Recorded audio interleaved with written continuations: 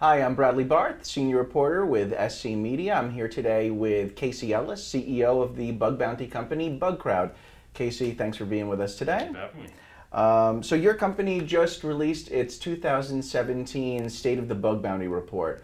Tell us a little bit about some of the key findings in that report. Yeah, absolutely. It's been an interesting year of data collection for us and observing the market as it grows. A couple of key things that stood out. One is that the concept of crowdsourced security. It started off in kind of the the Bay Area tech company early adopter section of the market, and what we're seeing happen now is pretty quickly it's jumping out of that space and into the more traditional markets.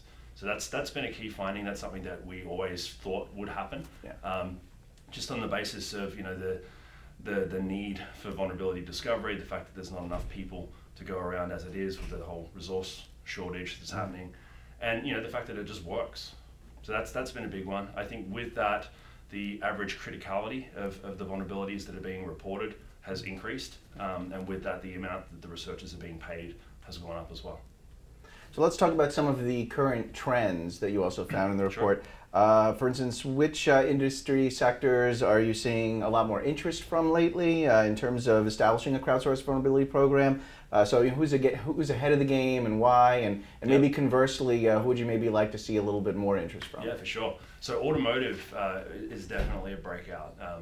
There was a period of time over the past about 18 months where it's like suddenly all of the vehicle manufacturers decided almost in unison that this was a good idea.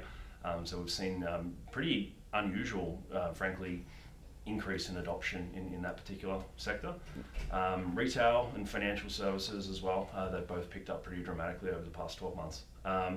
In terms of sectors that I'd like to see do more, healthcare has, I think, is trailing a little bit. And I think it would be good to see more of that just because it's healthcare, it's important data, and I think engaging researchers in this sort of way gives healthcare companies the ability to reinforce their message of care, not just for the patient from the medical side, but also from a cyber safety and cyber risk standpoint as well. And what effect did the WannaCry ransomware attacks have, both in terms of interest in establishing a bug bounty program, maybe seeing what happened with some of these vulnerabilities that were exploited, and that was an eye-opening experience for them, and also what impact did it have just on the hacker and research community in general? Yeah, I mean, WannaCry was I think another one in a series of wake-up calls that the industry's had just around the fact that we're more vulnerable than we think we are, and it takes things like this sometimes to remind us of that and force the next function of security maturity.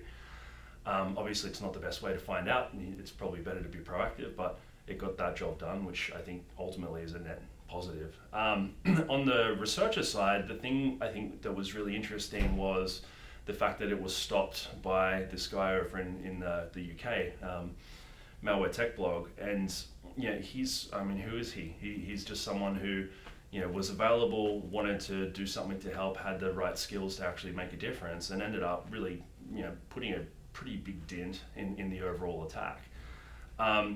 That's cool for a bunch of different reasons. I mean, one is the fact that it helps challenge the assumption I think that people have that if you can do bad things to a computer, that makes you by default a bad or a malicious person. That's not always true. Yes, there are people like that, but the folk that we deal with, and this guy's a good example, they just want to help. So I think the change in that perception got a bit of a nudge along by the whole thing, which was cool.